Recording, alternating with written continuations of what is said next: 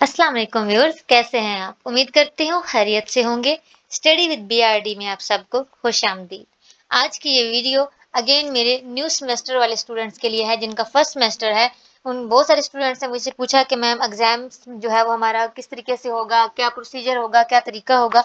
बहुत सारे students question कर रहे थे, तो इसलिए मैंने कहा कि चलिए वीडियो बना देती हूँ जिसमें मैं कंप्लीट आपको डिटेल से बताती हूँ। तो आज हम बिल्कुल जिस तरह आपका एग्जाम होगा बिल्कुल वैसा ही सिनेरियो आपको यहाँ पे कंप्लीटली दिखाने वाली हूँ। जैसे ही आप अपने एग्जाम रूम में जाएंगे, जो आपको कंप्यूटर दिया जाएगा, जो आपका पीसी होगा, उसकी स्क्रीन पे आपको ये प्रीफेस शो हो रहा होगा। यहाँ से आपका जो है वो पेपर का पूरा प्रोसीजर शुरू होगा। तो हम भी यहीं से शुरू करते हैं।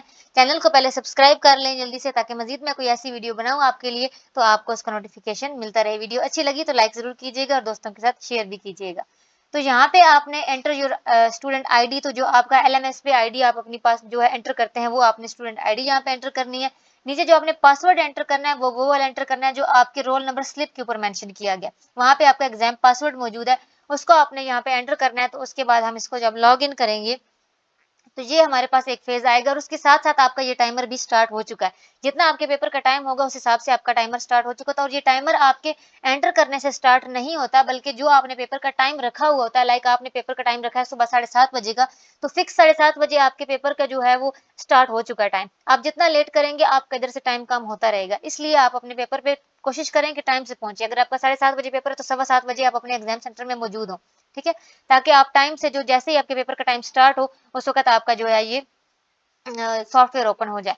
उसके बाद हमारे पास ये जो है वो इंस्ट्रक्शंस लिखी हुई होंगी। इंस्ट्रक्शन आपके पास वहाँ पे डिटेल में लिखी हुई होंगी, आप उनको रीड करें कि पेपर में क्या क्या चीजें जो है वो जरूरी है। लाइक वो उन्होंने मतलब सारी कि आप लोगों ने जो है वो अपने किसको मतलब कौन सी चीजें यूज करनी है, क्या चीज यूज नहीं कर सकते। लाइक एमएस वर्ड वगैरह यूज हो सकता है, बाकी कुछ चीजें हैं जो यूज नहीं हो सकती। कुछ इस तरह की इंस्ट्रक्शन लिखी होंगी, आपने रीड करनी है। रीड करने के बाद आपने यहाँ पे टिक कर देना है कि मैंने रीड कर लिया है और ये स्टार्ट पेपर आपका एक्टिवेट हो चुका है। इसको मैंने स्टार्ट पेपर पे क्लिक किया तो हमारा पेपर स्टार्ट हो जाएगा। पेपर इस तरीके से स्टार्ट होगा। ये देखें क्वेश्चंस आपके इस तरफ आ रहे हैं और इस तरफ आपके क्वेश्चंस की समरी है, यानी इतने क्वेश्चंस आपके पास होंगे। तो हमें जो पेपर का पैटर्न जो पेपर से पहले बता दिया जाता है कि इतने हमारे एमसीक्यूज होंगे और इतने लॉन्ग और शॉर्ट क्वेश्चंस होंगे। तो जैसे कि अब मिड टर्म के एग्जाम के लिए हमें बताया गया कि हमारे 27 एमसीक्यूज होंगे, ठीक है। इसी तरीके से आगे लॉन्ग क्वेश्चन का भी बताया जाता है। तो इसी तरीके से हमारे जो फाइनल टर्म होते हैं उनमें जो है वो उस लिहाज से होते हैं और टाइमिंग भी फिर जो है पेपर के लिहाज से होती है। मिड टर्म की कम होती है टाइमिंग, फाइनल टर्म की ज्यादा होती है। तो जो भी आपका पेपर है उस हिसाब से फिर आपकी टाइमिंग भी होगी। अब पेपर हल किस तरीके से करना है इस तरफ चलते हैं। जैसे कि अब हम ये फर्स्ट क्वेश्चन है हमारा, तो आप इसमें से जो भी हमारा ऑप्शन हमें सिलेक्ट करना है, जो भी हमें सही लगता है। मैं आपका ऑप्शन सी सिलेक्ट कर रही हूँ। मैंने सिलेक्ट किया। सिर्फ इस तरीके से करने से जो है वो आपका सेव नहीं होगा। आपको हर ऑप्शन हर क्वेश्चन का आंसर जो है वो हल करने के बाद उसको सेव जरूर करना है। ये सेव पे आप दबाएंगे आपका आंसर सेव हो जाएगा। उसके बाद आप जो है वो नेक्स्ट ऑप्शन, नेक्स्ट आप यहाँ से भी दबा के नेक्स्ट पे जा सकते हैं और डायरेक्टली अगर मैं यहाँ से करूँ नेक्स्ट तो यहाँ से भी नेक्स्ट हो सकता है। अगर आपको किसी का क्वेश्चन का आंसर अभी नहीं आता, आप कहते हैं मैं इसका बाद में कर लूंगी, तो कोई मसला नहीं है, आप नेक्स्ट पे भी जा सकते हैं। जरूरी नहीं है कि तरतीब से ही करना है आपने, ठीक है। इस तरीके से आप नेक्स्ट पे भी दबा सकते हैं, लेकिन जो भी आपने कर लेना है उसको सेव जरूर करना है। और एक और चीज कि आप देखें, मैंने एक ऑप्शन जो है वो सी लगाया था, मैंने सेव भी कर दिया था, बट इट डजेंट मीन कि आप इसको चेंज नहीं कर सकते। बाद में आपको लगता है कि नहीं सी नहीं, इसका आंसर बी है, तो मैं बी पे करके दोबारा से सेव करूंगी तो मेरा ये वाला आंसर ही सेव होगा। यानी जब तक आपके पेपर की टाइमिंग मौजूद है आप उसमें कोई भी चेंजिंग करना चाहें चेंजिंग कर सकते हैं। इस तरीके से जो है वो आपने इनका एमसीक्यूज सारे कर लेने हैं, या पहले आप सब्जेक्टिव करना चाहते हैं तब भी आप कर सकते हैं, ठीक है। उसके बाद जो है वो सब्जेक्टिव पेपर की तरफ चलते हैं। सब्जेक्टिव पेपर में जो याद रखने वाली चीजें हैं वो ये है कि आपका ये जो सॉफ्टवेयर है बिल्कुल वैसा है जिस तरह हमारा एमएस वर्ड का है, ठीक है। जिस तरह हमारा एमएस वर्ड में सिस्टम होता है बिल्कुल वैसा ही है। इसलिए अभी से आप कोशिश करें कि अपनी असाइनमेंट्स और जीडीपी जो भी आपके आए हुए हैं वो खुद बनाएं। वो खुद बनाएंगे तो आपको पता होगा कि कौन सी चीज कहाँ पे और आपके लिए यूज करना आसान होगी। यहाँ पे भी मैं अगेन बता देती हूँ आपको कि हमें जो भी कुछ टाइप करना है, यहाँ पे हमारा जो भी आंसर होगा, ठीक है, यहाँ पे यहाँ से जो है वो आप उसको जो है वो सिलेक्ट करने के बाद बोल्ड कर सकते हैं, ठीक है, बोल्ड कर सकते हैं।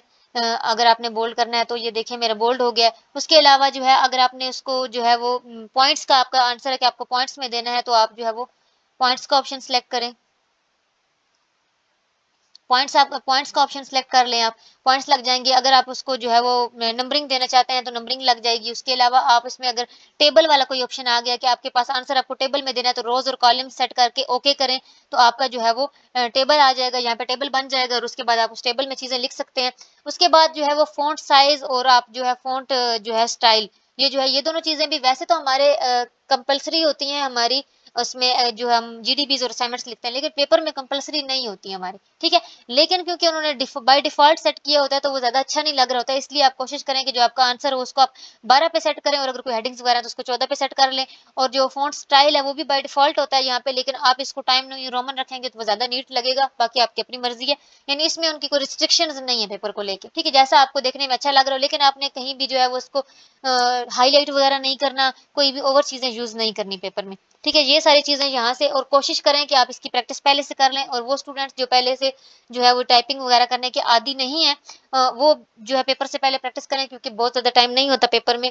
तो ये है कि आपकी जो है पेपर टाइम खत्म भी हो सकता है, क्योंकि पेपर टाइम जब खत्म हो जाएगा तो ऑटोमेटिकली ये जो है वो आपका सिस्टम बंद हो जाएगा। आपके पास ऐसा नहीं होता कि आप मजीद 10 मिनट्स मांग लें एग्जामिनर से या 20 मिनट मांग लें, ये वो वाला सिस्टम नहीं है, क्योंकि ये ऑटोमेटिक सिस्टम है।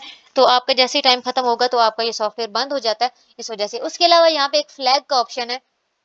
फ्लैग ऑप्शन का मतलब ये है कि आपने कोई आंसर लिखा है, उसको आपने सेव कर लिया, ठीक है। मैंने सेव कर लिया इसका आंसर, इसको अगर मैं फ्लैग कर देती हूँ, फ्लैग करने का मतलब ये है कि मुझे इसमें कुछ डाउट्स हैं, मैं बाद में रिव्यू करना चाहती हूँ, ठीक है। लेकिन अगर इसका ये भी होता है कि आपको बाद में टाइम नहीं मिला रिव्यू करने का, तो फिर आपका जो आप सवाल का जवाब आपने लिखा हुआ है वही कंसिडर किया जाएगा। लेकिन इसको जो है वो फ्लैग करने से, ये देखें मैं नेक्स्ट पे अगर चली जाऊँ तो ये देखें कि ये जो है पर्पल हो चुका है, जिससे मुझे रिमाइंड होता रहेगा कि हाँ मैंने इस क्वेश्चन को दोबारा देखना था, इसमें मुझे कुछ डाउट थे। तो आप इस तरह क्वेश्चन को फ्लैग भी कर सकते हैं, ठीक है। नेक्स्ट यहाँ से कर सकते हैं, प्रीवियस कर सकते हैं। उसके अलावा यहाँ से जो भी क्वेश्चन आपने दरमियान में छोड़ा हुआ है उसको आप दोबारा से कर सकते हैं। ये सारी चीजें यानी कि इसमें ऑप्शंस मौजूद हैं, आप रिलैक्स होकर अपने सारा पेपर जिस तरह आप करना चाहें कर सकते हैं। जब आपने पेपर पूरा लिख लेना है, अगर आपका पेपर जो है वो आपके टाइमिंग से पहले जो है वो खत्म हो चुका है, आपने अपना पेपर कंप्लीट लिख लिया है, तो आपने क्या करना है कि आप सारा एक बार दोबारा से जरूर चेक करें। कोई आपने पहले सेव किया हुआ है तो आप उसको दोबारा से देख सकते हैं, उसको दोबारा से चेंज कर सकते हैं, कोई भी लिखे हुए पेपर में भी चेंजिंग कर सकते हैं, सिर्फ एमसीक्यूज में नहीं। आपका सब्जेक्टिव में भी कोई चेंजिंग करनी है, सेव होने के बाद भी उसमें चेंजिंग करके दोबारा से सेव जरूर करना है। कोई भी आंसर जब आपने उसका फाइनल तैयार कर लिया तो सेव जरूर करना है। आपने कंप्लीट अगर पेपर लिख लिया तो फिर आपने क्या करना है, और अगर अगर टाइम मौजूद है आपका, ठीक है, तो फिर आप फिनिश एग्जाम पे जाएं। फिनिश एग्जाम पे क्लिक करेंगे तो ये देखें यहाँ पे वो 3 चीजें आपसे पूछ रहे हैं कि आपने सारे क्वेश्चन जितने आपसे पूछे गए थे आपने वो कर लिए हैं, ठीक है। आपने ये भी अपने एक बार जरूर माइंड में देख लेना है। उसके अलावा जो आपने सॉल्व क्वेश्चन किए हैं उनको रिव्यू भी कर लिया है आपने। और तीसरी चीज ये कि आपने अटेंडेंस शीट साइन की है या नहीं। जब आप एग्जाम दे रहे होते हैं तो उस दौरान आपको एग्जामिनर एक अटेंडेंस शीट देता है, उस पर साइन जरूर करना है, तभी आपकी अटेंडेंस मार्क होगी वहाँ पे। तो अगर ये तीनों काम आपके सही है तो आप यहाँ पे क्लिक करें।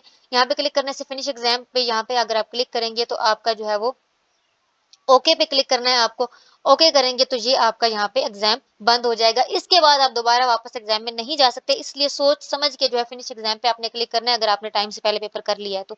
और कोशिश करें कि टाइम के अंदर ही आपका पेपर हो जाए, क्योंकि जैसे ही आपका टाइम खत्म होगा ऑटोमेटिकली आपका जो वो आंसर है जो भी आप लिख रहे थे वो इतना ही सेव करके आपका जो सॉफ्टवेयर है वो बंद कर दिया जाता है।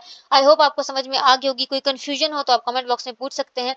इसके अलावा अगर आप ये डेमो खुद जो है वो घर में एक बार करना चाहते हैं ताकि आपकी अच्छे से प्रैक्टिस हो जाए, तो उसके लिए मैंने डिस्क्रिप्शन में लिंक दे दिया, उसको आप क्लिक करेंगे तो आपके पास जो है वो इस तरीके का जो है वो पेज आ जाएगा। और उसमें आप जब स्टार्ट डेमो पे जो है सिलेक्ट करेंगे तो आपके पास इस तरीके से चीजें स्टार्ट हो जाएंगी जो मैंने आपको आगे मजीद करके दिखाया हुआ है, ठीक है। तो ये था आपका पेपर एग्जाम का पूरा सॉफ्टवेयर, मैंने आपको कंप्लीटली समझा दिया है। आई होप आपको अच्छा लगा होगा मेरा ये video. Best of luck for your exam. अल्लाह पाक आप लोगों को कामयाबियां अता करे। कोई भी कंफ्यूजन हो आप पूछ सकते हैं। वीडियो अच्छी लगी है तो लाइक जरूर करें, चैनल को लाजमी सब्सक्राइब करें, दूसरों के साथ शेयर भी करें इस वीडियो को। चैनल को सब्सक्राइब करें ताकि मजीद ऐसी मैं कोई वीडियो बनाऊं तो आपको उसका नोटिफिकेशन मिलता रहे। दुआ में याद रखिएगा। अगली वीडियो तक मुझे दें इजाजत। अल्लाह हाफिज।